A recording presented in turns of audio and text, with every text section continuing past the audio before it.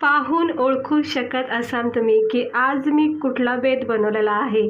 बरोबर ओळखलं तुम्ही. आज मी बनवत आहे मस्तपैकी तरीबाज अशी मिसळ पावची रेसिपी. अगदी हॉटेलसारखी पण खूप कमी साहित्यामध्ये साध्या सोप्या सिंपल पद्धतीने इतकी छान झणझणीत अशी तरीवाली ही मिसळ पाव रेसिपी केली आहे. पाहू शकता अगदी हॉटेलसारखं प्लेट सेट केलेलं आहे. घरच्या घरी तुम्ही याचा आस्वाद घेऊ शकता. काही बाहेर जाऊन वेगळा खर्च करण्याची गरज नाही. खूप कमी साहित्यामध्ये ही मिसळ पाव तयार होती. तर चला बघूया आपण याला लागणारं साहित्य, बनवायची कृती. तर आज छानपैकी असं झणझणीत ना मिसळ पाव खायची इच्छा झाली तर झटकीपट बनवत आहे. व्हिडिओ पूर्ण बघा, आवडला तर लाईक करा. तर सगळ्यात पहिलं मी तुम्हाला दाखवते मी काय काय घेतलं आहे. कोथिंबीर घेतली बारीक चिरून, भरपूर सारी घ्यायची कारण की नंतर आपल्याला सर्व करायला पण लागते. त्यानंतर मी 2 मोठे टमाटे बारीक चिरून घेतले. 2-3 कांदे बारीक चिरून घेतले. कांद्याचा वापर पण जास्तच करायचा आहे. पाहू शकता मस्त बारीक चॉपिंग करायची कांद्याची. आता हे जरा आपण साईडला ठेवूया. आणि इकडे मी स्पेशल कोल्हापुरी मिसळ मसाला घेतला आहे. सगळीकडे भेटतो. याने खूप छान चव येते, झणझणीत चव येते. अगदी कोल्हापुरी मिसळ असते ना, परफेक्ट बनते. आणि हा फरसाण, ह्याच्याशिवाय तर मिसळ अधुरीच आहे. तर हा कुठल्याही फरसाणवाल्याकडे आपल्याला भेटू शकतो लगेच. तर मी घेऊन आलेले आहे फरसाण. तर असा फरसाण आणायचा मिसळीसाठी, आपल्या मिसळ पावसाठी. आणि ही मोड आलेल्या मटकी मी शिजून घेतलेले आहे. तुम्ही डायरेक्टसुद्धा ह्याला तयार करू शकता, म्हणजे कांदा टमाट्यामध्ये. तर मी ह्याला थोडंसं नरम सॉफ्ट केलेलं आहे. हळद मिठाच्या पाण्यामध्ये याला छानपैकी शिजून घ्यायची. खूप चांगली चव लागते. हे असं नरम सॉफ्ट मोड आलेल्या मटकीला शिजून घ्यायचं मिसळ बनवायच्या अगोदर. हे बघा. आणि हा जो पाणी आहे ना शिजलेलं, त्याच पाण्याचा आपल्याला कट तयार करायचा मिसळ पावचा. ठीक आहे. तर हे साईडला ठेवून घेते. तर सगळ्यात पहिल्यांदा आपल्याला काय करायचं, कांदा टमाटे जरा परतून घ्यायचे तेलामध्ये. तर तेल तापत ठेवलेलं आहे. आता चांगला कट तयार होण्यासाठी तेलाचा नेहमीपेक्षा थोडासा 1-1.5 चमचा वापर जास्त करायचा. तर इकडे मी 1 चमच्याच्या अंदाजाने जिरे टाकलेत. तुम्हाला जर आवडत असेल तर अद्रक लसूणची थोडीशी पेस्ट टाकायची, नाहीतर हरकत नाही. तर जिरे थोडे तडतडून झाले की याच्यामध्ये आपण भरपूर सारे कांदे टाकायचे, म्हणजे 2-3 कांदे मोठाले बारीक चिरून घ्यायचे. हे सगळे टाकून घेतलेले आहे. आता ह्याला चांगला गोल्डन रंग होईपर्यंत फ्राय करायचा. बारीक चिरून घ्यायचे, असं मोठाले नाही चिरायचे. त्यानंतर 2 मोठे टमाटे चिरून घेतलेत, ते सुद्धा याच्यामध्ये मी टाकून घेते. ह्याला पण चांगलं परतून घ्यायचं जोपर्यंत हे सगळं व्यवस्थित असं फ्राय होत नाही तोपर्यंत. थोडंसं तेल जास्त टाकायचं, जेणेकरून तरी खूप छान येते.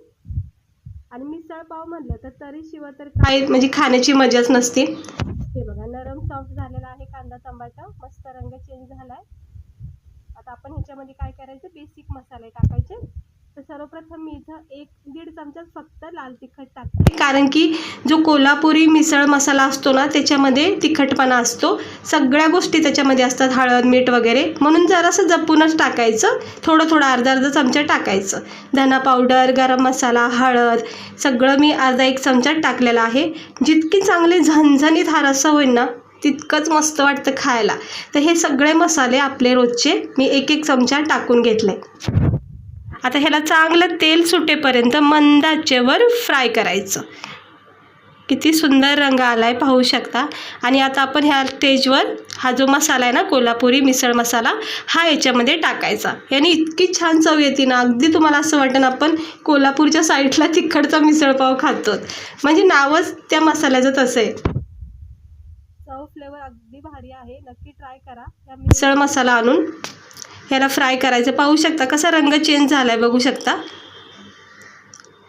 आता हे थोडासा रंग चेंज झाला की आपण ह्याच्यामध्ये आपण जी शिजवलेली मटकी आहे पाण्यासोबत ती सगळी टाकून घ्यायची. याच्यामध्ये थोडासा मसाला परतून घ्यायचा आणि हे सगळं शिजवलेलं पाणी, कारण ह्या पाण्यामध्येच खरी चव असते, त्यामुळे हे टाकून घ्यायचं व्यवस्थित आणि हलक्या हाताने ह्याला मिक्स करायचं. हे बघा, जर तुम्हाला अजून तरी वाढवायची असेल तर याच्यामध्ये असं पाणी ॲड करायचं. किती मस्त सुंदर असा कट यायला लागलाय, बघू शकता. अजून तर उकळीसुद्धा आली नाही पण रंग किती सुंदर आलाय. थोडीशी हळद टाकायची, कारण हळद कमी वाटली तर टाकायची. आणि मीठसुद्धा एकदम कमीच टाका, कारण की मटकी शिजवताना मीठ टाकतो, परत मिसळ जो मसाला आणला आहे त्याच्यामध्ये सुद्धा मीठ आहे, त्यामुळं ह्या रश्श्यामध्ये मीठ थोडंच टाका, नाही तर अगदी खारट होऊन जाईल. मीठ बी कमीच टाकले, वाटलंच नंतर तर आपण ॲड करू शकतो मीठ, काही हरकत नाही. आता याला उकळी येऊन द्यायची आणि छान एक कट तयार करून द्यायचा. याला थोडा वेळ द्यायचा, 1-2 मिनटातच उकळी यायला सुरुवात झालेली आहे, तुम्ही पाहू शकता. आणि किती सुंदर असा ह्याचा कट तयार झालेला आहे. हे असं पाहण्यासाठी ना खरं सांगते मस्तच वाटतं खरंच. हलक्या हाताने बघा, जवळून बघू शकता तुम्ही किती मस्त आपला हा मिसळीचा हा कट तयार झालेला आहे. वा वा, काय बात आहे, मस्त तयार झालाय. हे असं बघितलं ना मग आपल्याला खायची खूप इच्छा होते. हे बघा, गॅस बंद केला आहे, अगदी 5 मिनटं मंद आचेवर उकळून द्यायचं आणि मग गॅस बंद करायचा. तर तुम्ही बघू शकता किती सुंदर असा आपला हा मिसळीला, त्याच्या रस्स्याला किती भारी कट आलेला आहे. आणि हा जो तरी असते ना, ही तरीच खाण्याची एक वेगळी मजा असते उसळीमध्ये. नाही तर मटकीची उसळ अशी पण आपण नॉर्मल करतोच, पण जी मिसळ पावाची जी तरी असते ना, त्याची एक वेगळी मजा असते खायची. तर पाहू शकता किती सुंदर लाल भडक असा हा कट तयार झालेला आहे, छानपैकी. खरंच झणझणीत चमचमीत असा हा मिसळचा रस्सा तयार झालेला आहे. तोंडाला पाणी सुटलं असणारच नक्की. तर माझं तर खरंच सुटलं, इतकी भूक वाढली माझी बघूनच. आता मी प्लेट करते सर्व, गरमागरम आपला हा मिसळचा रस्स्यासोबत. थंड करायचं थोडंसं.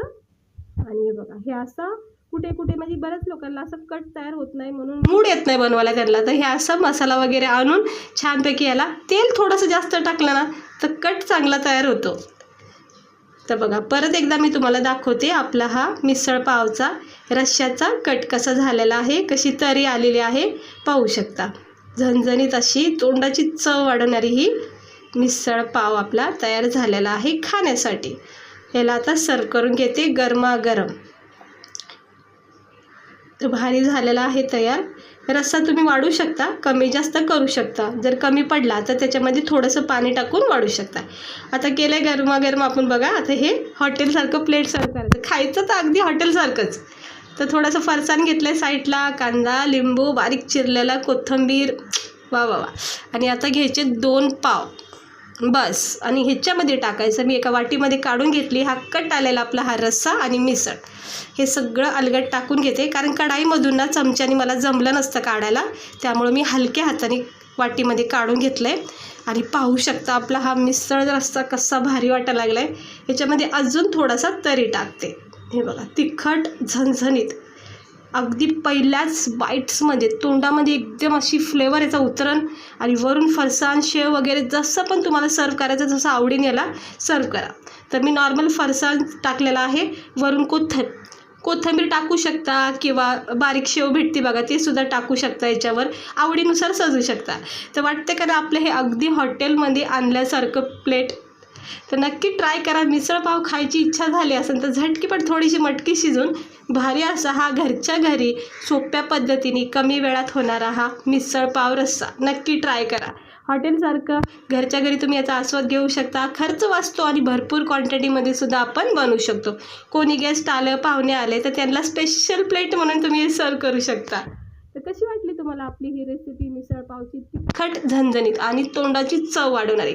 लिंबू पिळायचे, पावासोबत भरपूर याचा आस्वाद घ्यायचा आहे. आवडला असेल तर लाईक करा, चॅनलला सबस्क्राईबर करा. अशा छान छान मस्त मस्त रेसिपी बघण्यासाठी बेल आयकन प्रेस करा. भेटते मी तुम्हाला पुढच्या व्हिडिओमध्ये.